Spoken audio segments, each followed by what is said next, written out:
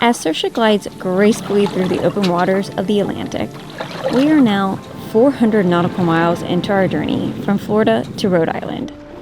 The original plan of a seamless 900 nautical mile offshore sail, guided by the Gulfstream's gracious current, has taken an unexpected turn.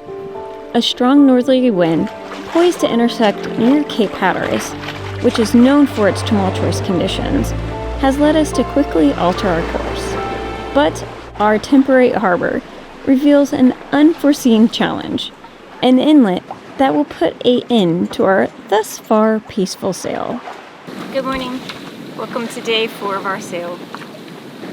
We should be reaching North Carolina tomorrow, probably about this time. We did lose all wind last night, so that kind of brought back our schedule a little bit. The north wind that we were speaking about is coming in still Wednesday morning. We might get a little bit of it Tuesday night, but the whole reason is that you don't want to be in the Gulfstream that's going about 3.5 knots north with a north wind hitting you. That doesn't cause for good conditions, a lot of chop. It's supposed to be really gusty, so we are gonna just tuck in for a couple days into North Carolina. When we lost all wind last night, it did end up picking up, but we motored quite a bit. And when we went to go pick up the sails, Beau found I think it was a tern, I named him Tommy, on the bow, sitting by the head sail, and we didn't want to disturb him, so Beau picked him up and brought him all the way back, and he sat on the stern all night long. He left early this morning, and then sadly, what did I name her? Sally? What did I name her? What did I name the bird? And then sadly, Shelly left shortly thereafter. But it's fun having animals on board. Beau was saying that because there was no wind is probably why they were resting, because it's probably just as hard for them to fly without wind as it is for us to fly without the wind. And now that I think about it, I'm pretty sure that's when Finnegan landed on our boat. We were sailing across Jamaica. What are you looking for? I just cleaned it this morning. There's no bugs. Sorry, bud. I'm actually looking forward to getting into North Carolina and checking out, I want to say, I really hope we're saying it right, Ocracoke. It's supposed to be a cute little town. Our friends, Tanya and Chris, are there with their son, Corbin, so hopefully they'll be able to come down and visit us.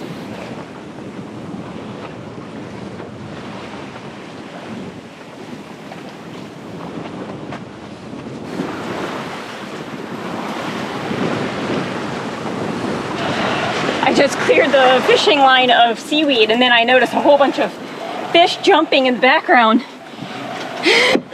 And I put it in, and as soon as I put it in, something hit it. And it's strong. It's pulling the heck out of it. So I had to call Beau up. Whew. Oh, wahoo. Be a wahoo. But it's a mahi, you think?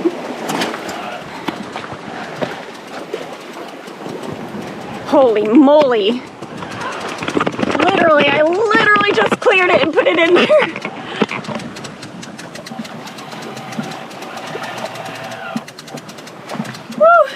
I'm like shaking. Oh man.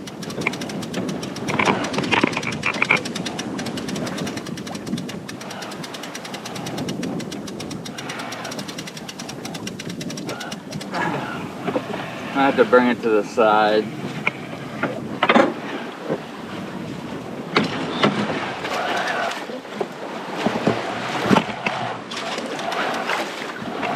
I don't want to get them too close until you're ready, because I don't want them to run under the boat. It's fine, go ahead. I need the line. Do you need me to loosen it at all, or no, you're good? No. I'm going to unhook it as soon as you get enough on there. Is that good? Yeah. Nah, leave it on just in case.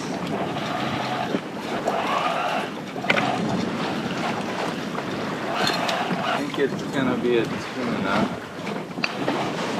It's like we're having a baby. I think it's gonna be a tuna.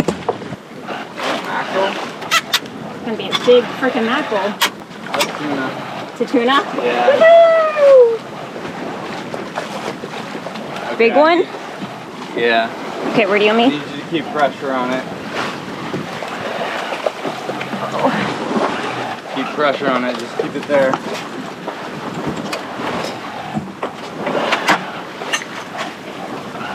Oh wow, is that a yellowfin? Black one. Ready? Can we bring it up or do you want to do it? Yeah, bring it up.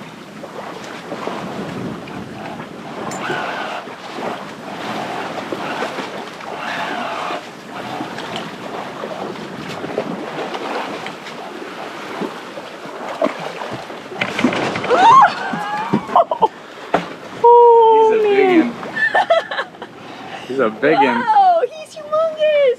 He's like as long as you, your torso. I mean, I'm not even holding him out. How heavy do you think? It's like 5 pounds, huh? Oh my gosh, for sure. Woohoo! Tuna tacos for dinner.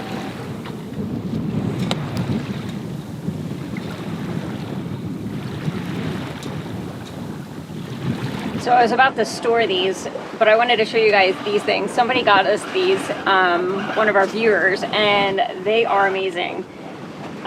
Tech. I'm going to include it in our kind of things that would be great for a cruiser gifts guide in our Amazon store, so you guys can check them out too. But I mean, obviously even for your house, because they're really durable. These are the best ones that we've ever had. We've had a couple of different brands of these. They're not as bulky as the ones we've had in the past, and they're just super simple, except for don't put boiling water in them. We learned that lesson. But tuna steaks are about to go in.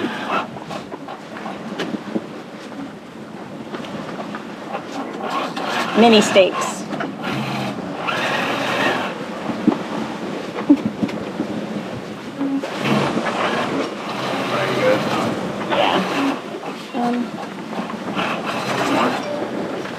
One more there, maybe? In the middle.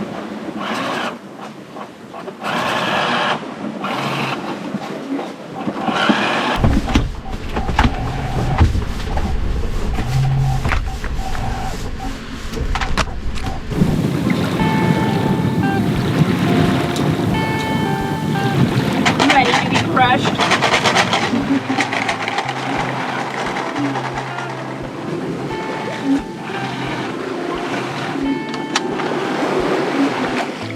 How does it work? This way, this way, this way.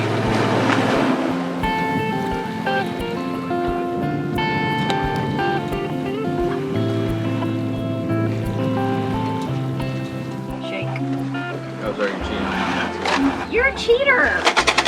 No, I thought I was cheating.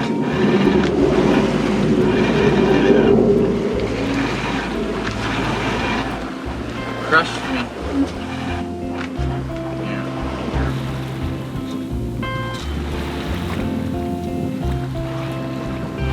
Manual battle stations. E5. Miss. C7. Hey! You're cheating. How am I cheating? G4. You sunk my battleship. I won. I thought you were saying I won. I did say I won.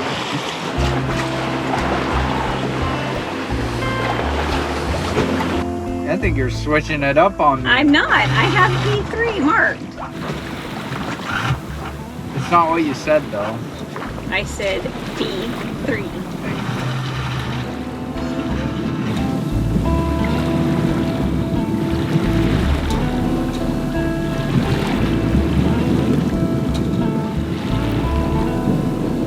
H8.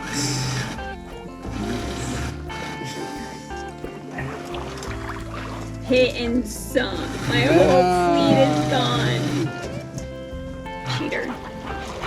What do I do? You're moving your ships around. I know it. I saw what you're doing. No.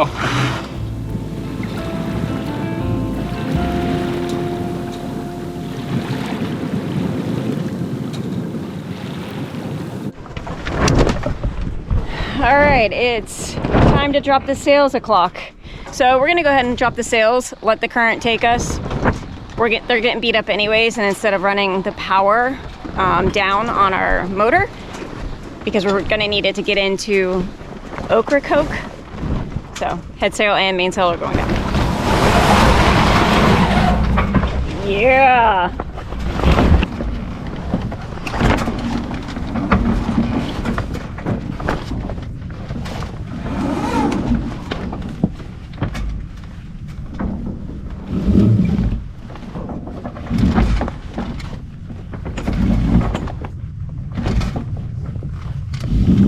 Water is so blue.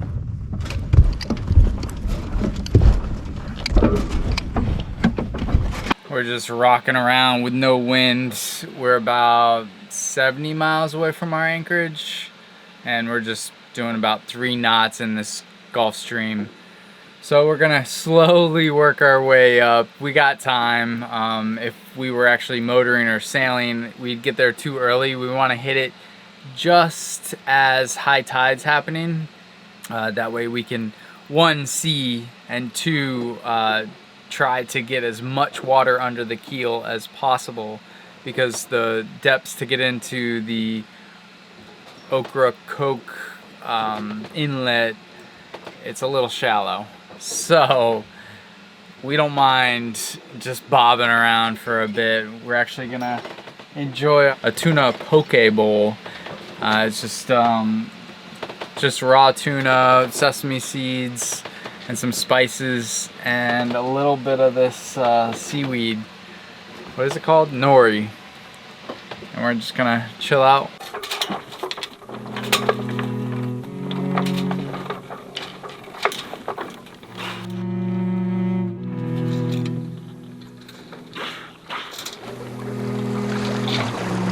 Oh my God, he's right under the boat. He's totally looking at us.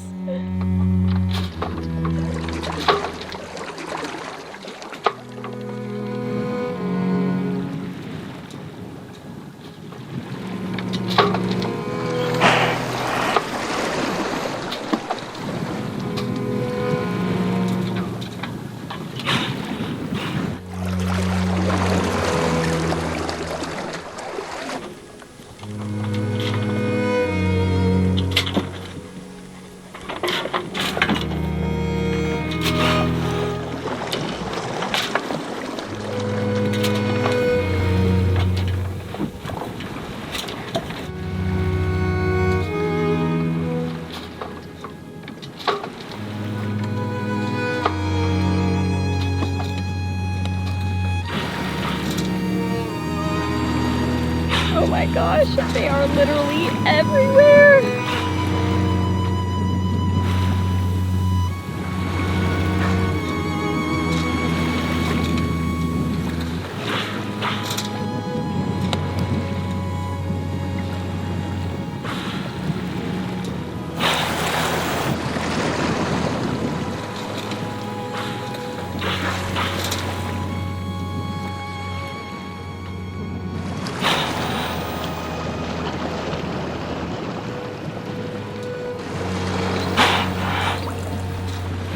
It does not get more beautiful than this. Sunsets and dolphins. Oh, magic.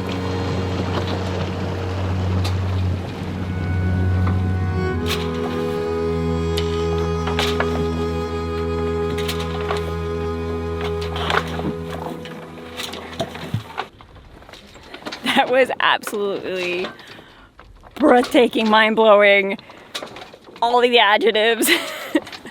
It was funny because we were seeing how pretty the sunset was, and we're like, oh, let's go and watch the sunset. And when I got up here to start filming, I could see little circles, like something was in the water, and up pops a dolphin. Wow, they were everywhere. But now it looks so eerie. I'm waiting for Johnny Depp to pop out in like a pirate ship or something. You can't even see the horizon. It's crazy. Did you get the shot? I got the shot. You've got to be joking. I was just out here taking video of the moon, Beau said there's some ships on the horizon over there. So he wanted to turn the spreader lights on. And our buddy popped up. He's right there. That is hilarious. He's like, what? Shelly, is that you? Nobody can see me. Camouflage. Hilarious. What are you doing? I wonder if Tom's back up on the sail. Tommy's probably up front. Tommy the turn. Unreal. I can't see his green light, right? Yeah. Well, what's their heading? 245. And how far are they from us? 4.5 miles. I shut off, like we're just drifting right now, so like they're going 12 knots, so they should be able to pass around us. Yeah, that'd be fine. I turned the light on so they can see us better, but I might hail them, just let them know we're over here. You can literally see these guys' lights in the water, like more than the moon. Hello. Did you say it was Norwegian? Norwegian joy. All right, nighttime update. We turned on the motor just after sunset because we knew we needed to kind of start making tracks towards the inlet's entrance. I went to bed, and then at some point Beau put up the head sail and main again. We're full sail 150, full main, and we're piping right along about 5-ish knots. We are pretty close, about 30 nautical miles from the entrance. Did I just say that? I don't know. But I want to get there sooner than later because who knows what the wind might do. I can slow down closer too. We are it's showing kind of about 7 hours going this speed. But it's a starry night. There is a lot of lightning on the over land, but it seems to be staying there. The stars are shining. It's a beautiful night, and this is actually probably the quote-unquote roughest night we've had. The seas are a little bit choppy, but still really small, so that's nice. But yeah, so I'm just gonna sit back and keep an eye on the horizon, make sure these storms don't head our way, and maybe start slowing down probably about 5 nautical miles in beforehand. That way we can time it just right, because we need to be there at noon. I'm sure we mentioned this because it's a pretty sketch entrance, a lot of shoaling. We do draw only 3/9, so hopefully that will help us, but we're going to try to kind of keep visuals, and I even asked Beau if maybe we could fly the drone to check it out, so we'll see. But we do have some waypoints for the entrance that Dave, our ground team, has given us. But yeah, we are gonna be there soon. Update out. Brandy out.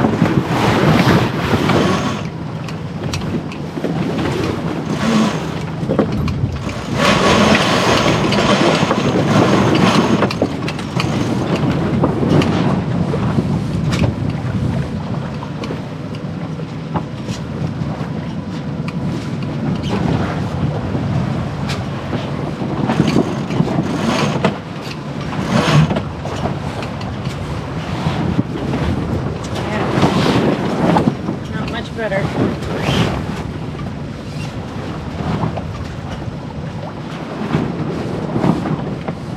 So the wind shifted on us and it's directly on our nose going into the anchorage now.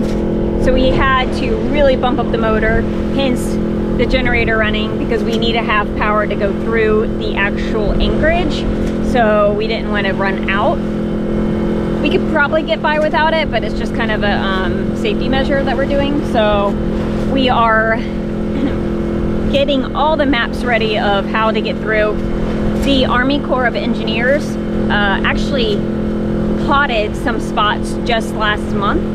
Dave sent us those, and then we're looking at the Google Maps. So we have this one tiny little bitty sliver of going through. So Beau's thinking about launching the drone when we get closer, and then we can kind of make sure that we're good to go. But that one little spot that we have to transition is, I mean, sand on one side, sand on the other, and an 8-feet trench. So should be fun. Shouldn't be stressful at all. Oh, I say once we get within like 0.2 miles from the buoy, I can fly the drone. Which buoy are you talking about? Up here? Maybe that one right, yeah, when we get close here, to the, like right in here? When we get close to the buoy. Like, okay, maybe down in here so we can turn the autopilot on? Yeah, that's fine. We are super close to shore. It's pretty nerve-wracking going through these cuts because there's a lot of shoaling in this area, and there's, I don't know, they got waypoints, but they're just kind of wonky. You're really close to shore with the waypoints. But Brandy's doing a good job. We haven't seen anything lower than, what, 11 feet? Yeah. Nothing lower than 11 feet, so. So we're coming up on this red marker, and then we gotta take a 90-degree on that.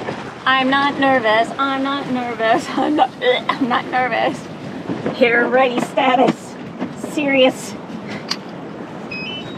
hair. Well, we slowed way down, huh? I slowed this way down. Well, yeah, and the fact that you dropped the main. It's 20 feet right here.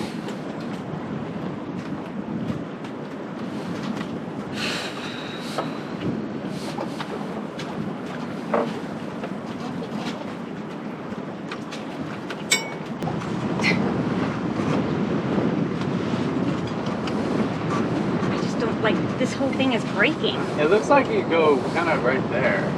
Where that spit comes out? Yeah. But I don't know, you got the map. Is it just me, or is it like breaking the whole way? Follow your map, hon.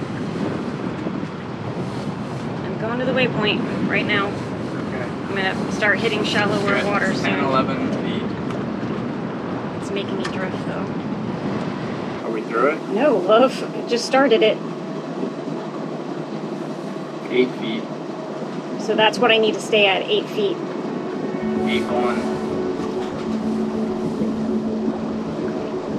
8-6. Heading to the marker. 8-5. 8-7.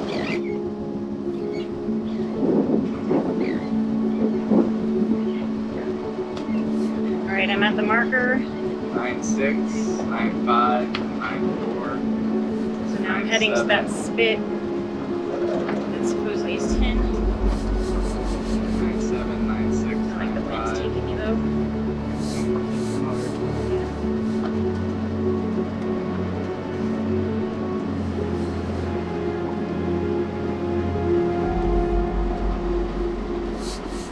Still good? Yep. 8-2. Still 8? 7-3. 7-1. All right, can you see where I'm going? Do you? 6-9. I can't see on this thing. That's what you're asking. It looks like you're headed towards Breakers? shallow. Like, I don't know. Maybe go up. Love, it's showing me right here. Okay. I'm at 5'5". 5-5. What am I doing? I don't know. What's the map saying? that hopefully in the next 10 seconds I'm going to be in 10 feet of water. 5'4", 5'7", 5'9", 5'6", 5'5", 5'4".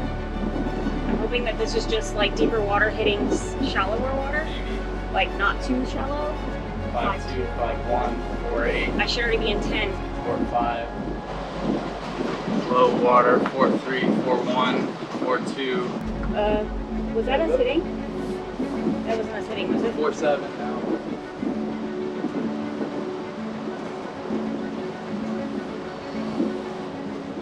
4'4", 4'3".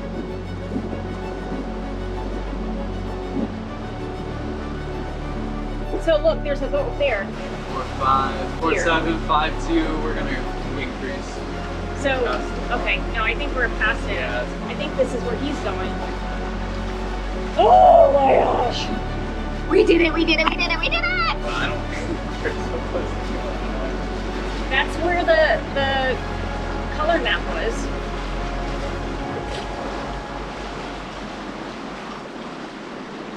All right, now the ferries. Go, baby, go, go, go. Our little electric motor did its job, got us through that cut with no issues. It was a little bit of a pucker factor. What'd you think? I'm still sweating. I think you'll be sweating for a while. Uh-huh. I mean, the only thing that really made me nervous was the breaking waves. I mean, it just looked like it eddied, which I'm assuming is because the tide is going in and out, like they have a crossover. You can tell the difference in the water here. I can see over here, which is supposed to be 2 feet. And so we knew that back there wasn't gonna be anything less than 2 or more than 2, but it was light, but it wasn't that light. Yeah. Which is still nerve-wracking. Anytime you see water semi-breaking, you know there's a shallow spot there. So, yeah, I'm glad we're through it.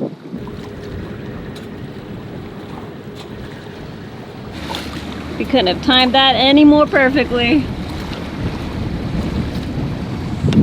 They say to not come in with the ferry exiting. I see why. Yeah. Humongous. Fat butt.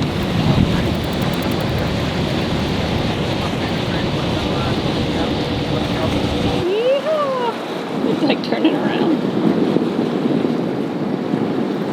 Where do they gotta go? That way? Yeah, they go up the channel.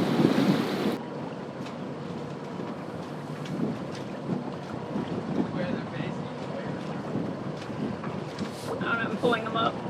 Look how cute!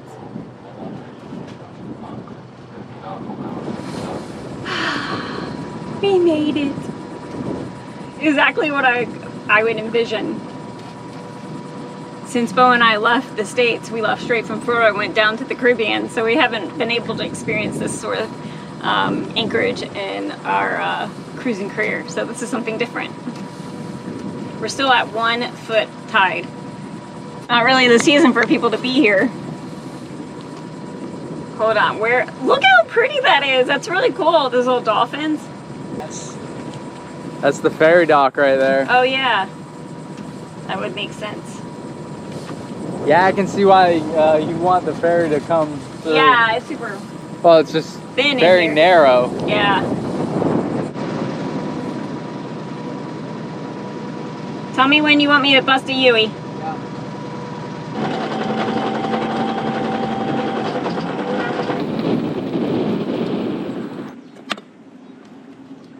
Down she goes.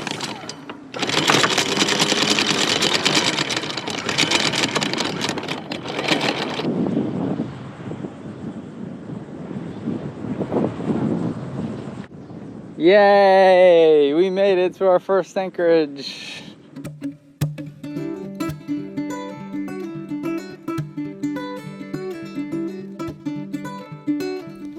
There's no better feeling than being tucked into a safe harbor, especially with this anticipation of impending strong winds.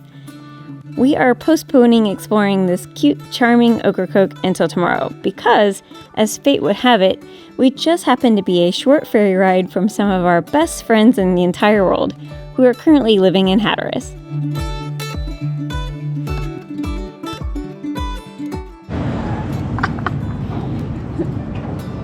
So today, we're gonna go see our friends Tanya and Chris in We Corbin. bought out the whole boat. Look at this chartered Just boat, us just two. for us.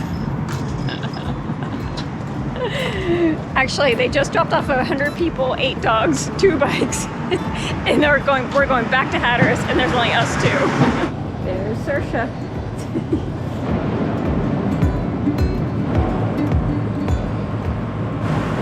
I can't believe we're the only 2 on here.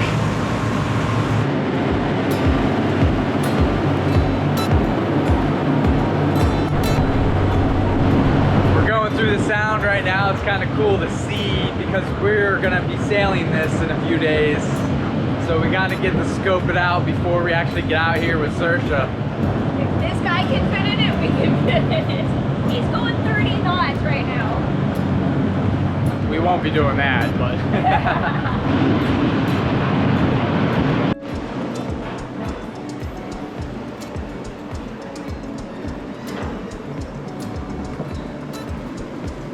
They have a pony pin. They have a pony pin. The famous horses.